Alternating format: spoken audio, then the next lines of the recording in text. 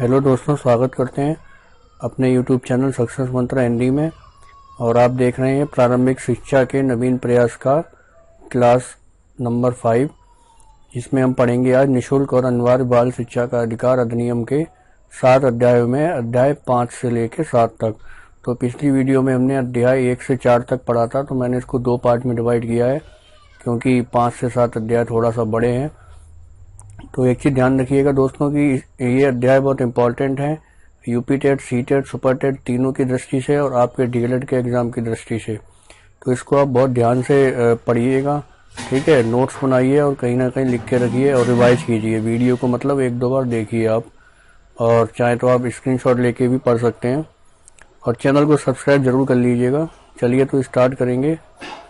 तो आज हम बात करेंगे, जैसा कि हम पढ़ रहे हैं अभी तक, की संविधान के अनुच्छेद 21 से 29 है यानी 29 है एवं 45 के अंतर्गत शिक्षा संबंधी संस्तुतियां। तो ये तीनों जो अनुच्छेद हैं ये आपको बिल्कुल रटे होने चाहिए, इनसे आपके कई सारे क्वेश्चन बन सकते हैं। तो आज हम बात करेंगे अध्याय 5। तो अध्याय 5 में है प्रारंभिक शिक्षा का पाठ्यक्रम और इसको पूरा किया जाना। तो देखिए क्या क्या बताया गया है।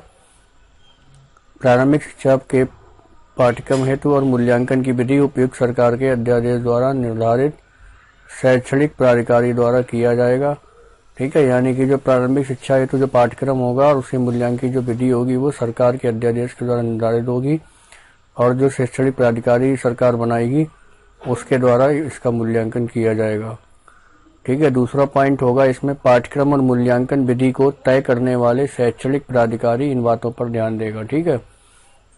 तो जो भी शिक्षा से संबंधित प्राधिकारी यानी कि जो भी लोकल स्थानीय जो अधिकारी होगा शिक्षा का, उसके वो ये सब चीजों को देखेगा।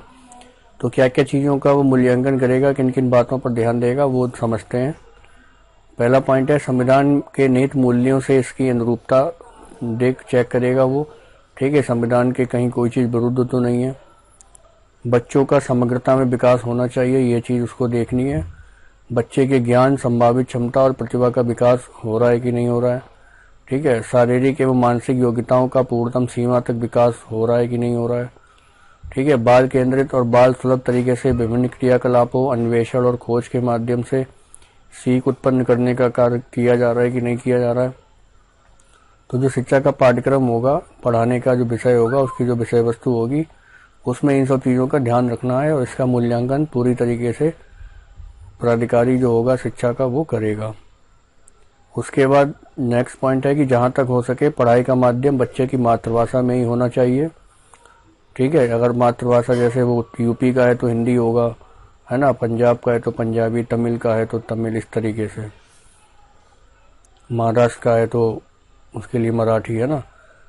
दूसरा अगला पॉइंट है कि बच्चे को भय, सदमा और चिंता मुक्त बनाना है और उसे अपने विचारों को खुलकर कहने में सक्षम बनाना है, ठीक है। बच्चा ऐसा नहीं होना चाहिए डरा हुआ हो कि दबा हुआ हो, बिल्कुल खुले विचार का होना चाहिए।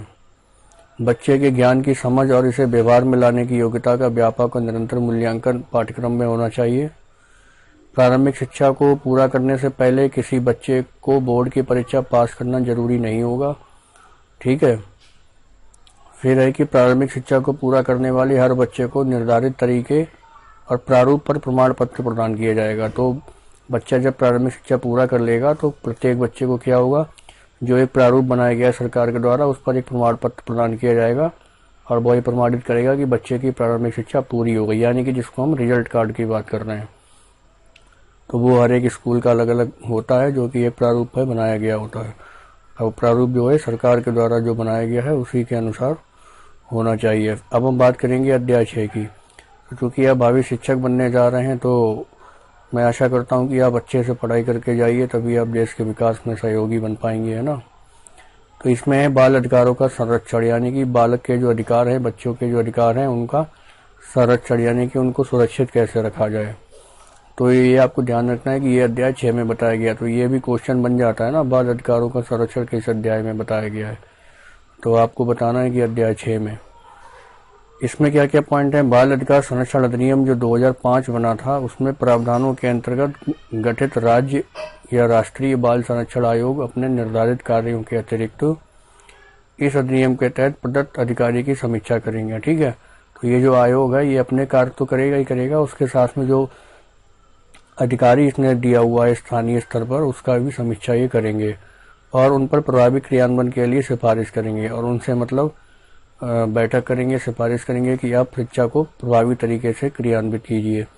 और साथ में क्या होगा, निःशुल्क और अनिवार्य शिक्षा के बच्चे के अधिकार के संबंध में प्राप्त शिकायतों की जांच भी करेंगे। ठीक है, तो अगर कोई ऐसा बच्चा है जिसको कि शिक्षा के अधिकार से वंचित किया जा रहा है तो उसके संबंध में अगर कोई शिकायत मिलती है तो उसकी जांच भी इनको करनी पड़ेगी। इस अधिनियम के अंतर्गत बच्चे की शिक्षा के अधिकार से संबंधित कोई भी शिकायत लिखित रूप में संबंधित क्षेत्र अधिकारी से की जा सकती है। ठीक है, तो संबंधित क्षेत्र का जो अधिकारी होगा शिक्षा का, उससे लिखित रूप में आप अभिभावकगण कोई भी शिकायत कर सकता है और संबंधित अधिकारी जो यथाशीघ्र मामलों का निपटारा करेगा। ठीक है, ये इस अधिकारी की जिम्मेदारी बनेगी।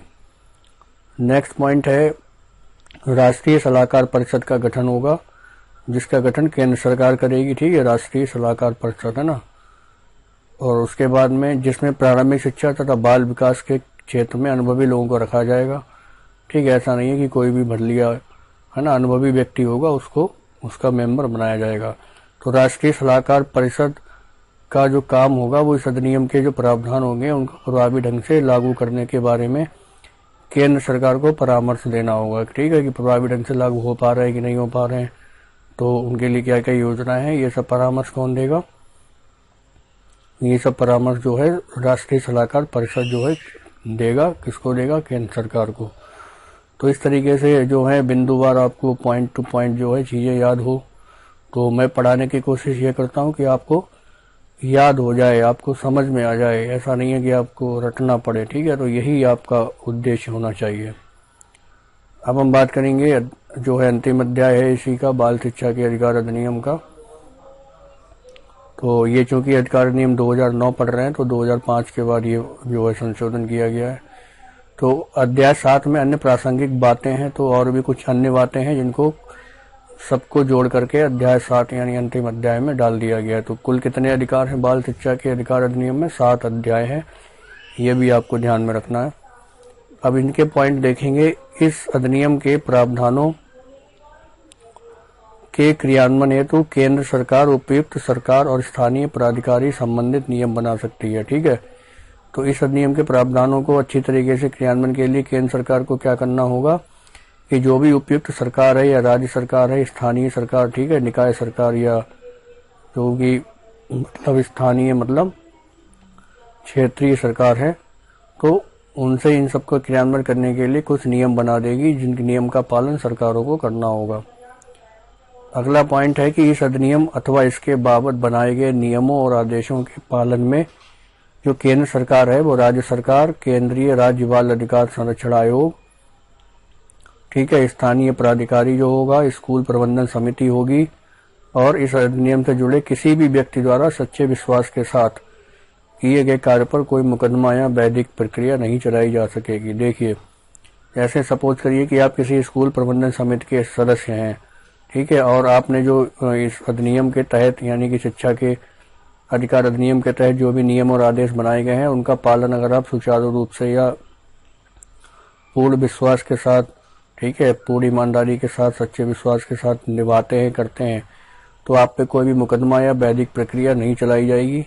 ठीक है, तो ये चीज आप ध्यान रखिए। तो आप बिल्कुल निडर होकर जो कुछ भी नियम बनाए गए उनके आदेशों का पालन निष्ठापूर्वक, ईमानदारी पूर्वक और सच्चे विश्वास से करिए, तो जिससे कि शिक्षा का विकास हो सके और बच्चे का विकास हो सके।